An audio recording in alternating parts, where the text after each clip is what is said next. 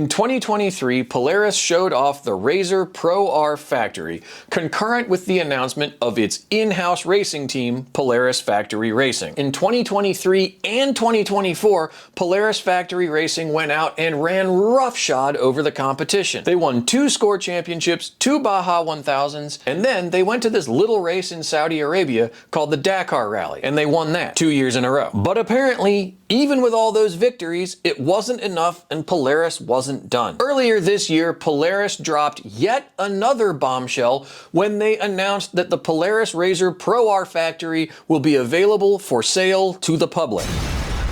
I'll say that again.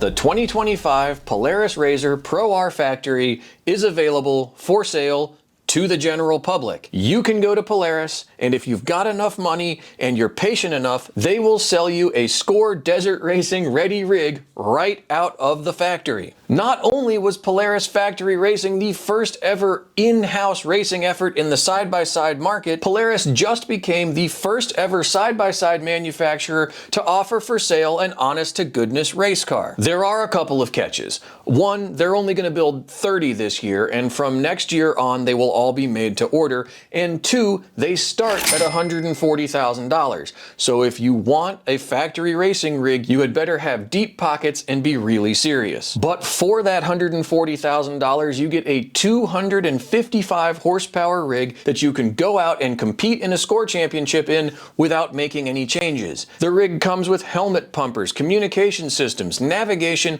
and if you open your wallet a little wider, Polaris will sell you a set of spares to go with it. So here we are. 18 years after the debut of the Polaris Ranger RZR, Polaris has reset the category yet again with the introduction of the Pro R Factory for sale to the general public. Listen, there are a ton of sport side-by-sides out there, and there are a bunch of sport side-by-sides that will go faster than a stock RZR. But there is no debate. Polaris was and always will be first to the party, and they're almost always the first to innovate.